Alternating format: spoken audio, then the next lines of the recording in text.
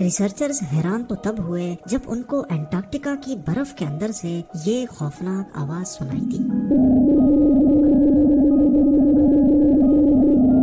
حالانکہ وہ اسٹڈی تو کسی اور چیز پہ کر رہے تھے، لیکن اس آواز نے ان کو ایک نئی بحث میں الجھا دیا۔ ناظرین، ہم انسانوں نے جب سے انٹارکٹیکا کو ڈسکور کیا ہے تب سے لے کر ہم اس کی مسٹریز میں الجھتے ہی جا رہے ہیں۔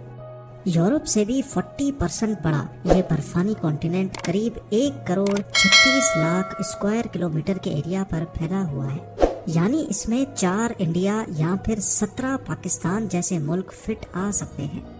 انٹارکٹیکا دنیا کا وہ واحد کانٹیننٹ ہے جس کو ابھی تک سب سے کم ایکسپلور کیا گیا ہے، اور اس کی وجہ ہم سب جانتے ہیں۔ جی ہاں، یہاں کی ایکسٹریم کنڈیشنز۔ پوری دنیا میں جتنی بھی برف ہے پہاڑوں پر یا پھر بڑے بڑے گلیشیئرز میں، ان سب کو اکٹھا بھی کر لیا جائے تو وہ انٹارکٹیکا کی برف کا صرف 10% حصہ بنتا ہے۔ اس سے آپ اندازہ لگا سکتے ہیں کہ انٹارکٹیکا کی آئس شیٹس کتنی بڑی ہے۔ پچھلے لاکھوں کروڑوں سالوں سے یہاں برف لگاتار جمع ہو رہی ہے، جس کی گہرائی کئی مقامات پر 4.7 کلومیٹرز تک نوٹس کی گئی ہے۔ یعنی انٹارکٹیکا کی برف کے اندر 5 برج خلیفہ سیدھے کھڑے کیے جا سکتے ہیں، اور اس کے بعد بھی کافی زیادہ جگہ خالی بچ جائے گی۔ پچھلی کئی دہائیوں میں اس برف کے اندر چھپے کئی راز فاش کیے جا چکے ہیں، پر آج بھی ریسرچرز یہاں اپنی جانوں کو جوخم میں ڈال کر انٹارکٹیکا کی مسٹریز کے بارے میں جاننے کی کوشش کر رہے ہیں، جن میں سے 4 آج ہم اس ویڈیو میں جاننے والے ہیں۔ Number 4، pyramids. انٹارکٹیکا کے بارے میں کئی جیولوجسٹ اپنی الگ الگ رائے رکھتے ہیں۔ کوئی کہتے ہیں کہ یہاں اتنے سخت حالات ہیں کہ ادھر کوئی بھی اینشینٹ سیولائزیشن نہیں بستی تھی۔ کچھ ایلینز اور ایکسٹرا ٹیریسٹریل سیولائزیشن کا لنک انٹارکٹیکا سے جوڑتے ہیں، لیکن 2016 میں سیٹلائٹ نے انٹارکٹیکا میں ایک بہت ہی حیرت انگیز منظر کیپچر کیا۔ پگھلتی ہوئی برف کے اندر سے یہاں پیرامڈز جیسے اسٹرکچر کو ابھرتے ہوئے دیکھا گیا۔ اس فوٹو نے جیولوجسٹ میں ایک نئی بحث چھیڑ دی۔ اس کی چاروں سائیڈز ایگزیکٹلی ایسی ہی دکھتی ہیں جیسے ایجپٹ کے پیرامڈز کی ہیں، اور ایک سائیڈ ایگزیکٹلی 2 کلومیٹر بڑی ہے۔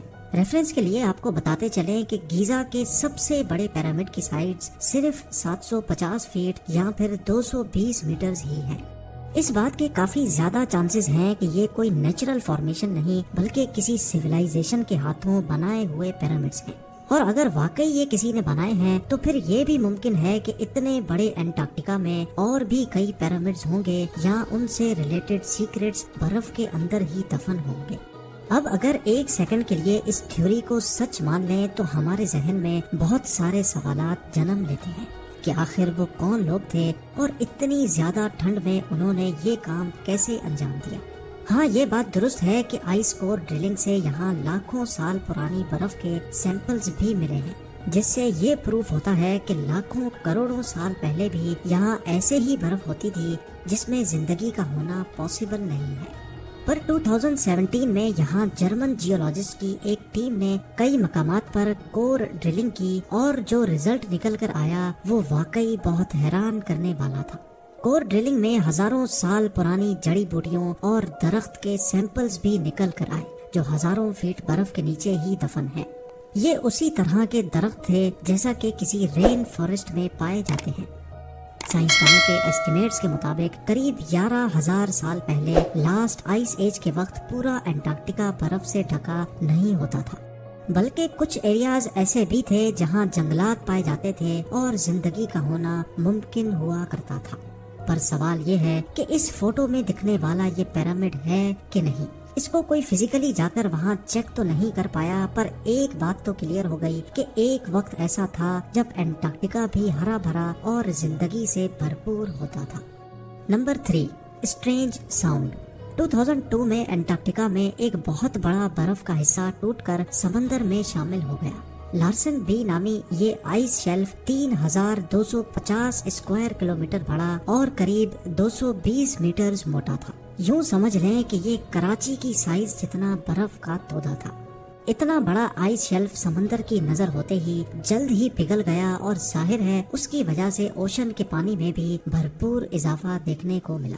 سائنسدانوں اور ریسرچرز نے پہلے یہ سمجھا کہ شاید گلوبل وارمنگ کی وجہ سے لارسن بھی انٹارکٹیکا سے الگ ہوا ہے۔ اگلی بار ایسا نہ ہو اور کوئی دوسرا آئس شیلف انٹارکٹیکا سے الگ ہو کر اوشن کا لیول نہ بڑھائے، اسی لیے ریسرچرز کی ایک ٹیم نے انٹارکٹیکا کے نارتھ میں راس آئس شیلف کی برف کے اندر 34 سینسیٹیو سینسرز لگائے۔ وہ اصل میں جاننا چاہتے تھے کہ کن وجوہات کی بنا پر آئس شیلف ٹوٹتے ہیں اور ان کو کیسے روکا جا سکتا ہے۔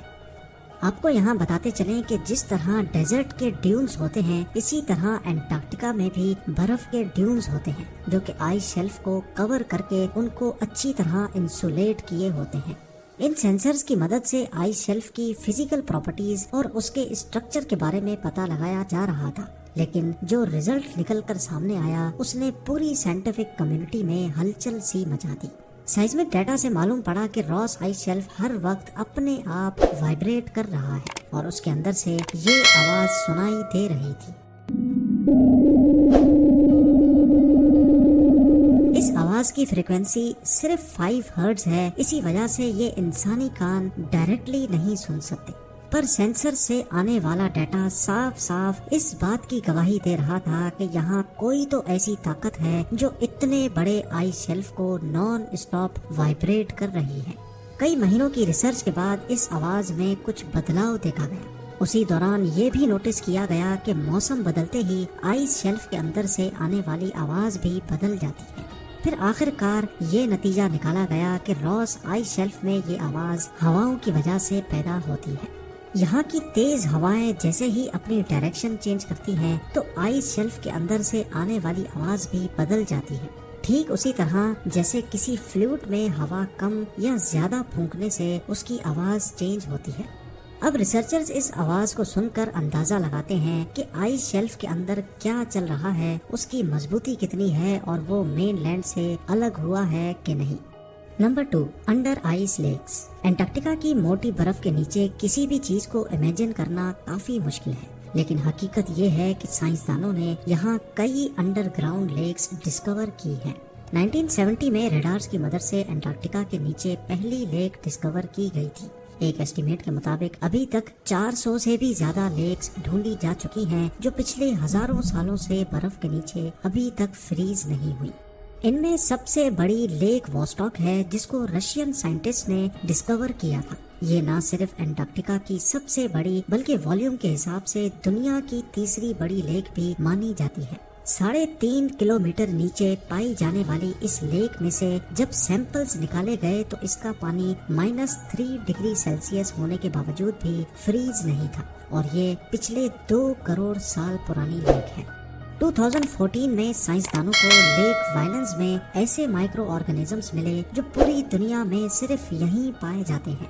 ان ناقابل یقین جانداروں نے نہ کبھی فریش ایئر کا مزہ چکھا ہے اور نہ ہی کبھی سورج کی روشنی ان تک پہنچی ہے، لیکن پھر بھی یہ اپنی دنیا بسائے بیٹھے ہیں۔ پر ایسا ممکن کیسے ہے؟ ایکسپرٹس کا ماننا ہے کہ ان کی انرجی کا مین سورس زمین سے نکلنے والی میتھین گیس ہے۔ اور اب نمبر 1، ماؤنٹ ایربس۔ دنیا کے ٹھنڈے ترین کانٹیننٹ میں کوئی جگہ ایسی بھی ہوگی جہاں آگ لگی ہو، ایسا امیجن کرنا بھی کافی مشکل ہے۔ پر حقیقت یہ ہے کہ انٹارکٹیکا میں کئی والکینوز بھی پائے جاتے ہیں۔ صرف راس آئلینڈ پہ ہی 4 والکینوز ہیں، جن میں سے ماؤنٹ ایربس جیتا جاگتا ایکٹیو والکینو ہے۔ یہ 3800 میٹر اونچا والکینو پچھلے 1 کروڑ 30 لاکھ سالوں سے مسلسل اپنے اندر لاوا ابال رہا ہے۔ انٹارکٹیکا میں ایکٹیو والکینو کی موجودگی کسی عجوبے سے کم نہیں ہے۔ یہ انٹارکٹیکا میں اتنی ریموٹ لوکیشن پہ ہے کہ یہاں تک پہنچنا خطرناک موسم کی وجہ سے کافی مشکل ہے۔ 2013 میں پہلی بار چند سائنٹسٹ اس والکینو پر چڑھنے میں کامیاب ہوئے تھے اور انہوں نے والکینو کی گرمائش میں کئی مائکرو آرگنزمز کو بھی زندہ پایا۔ ایسا مانا جاتا ہے کہ یہ عجیب مخلوق پوری دنیا میں صرف انٹارکٹیکا میں ہی پائی جاتی ہے۔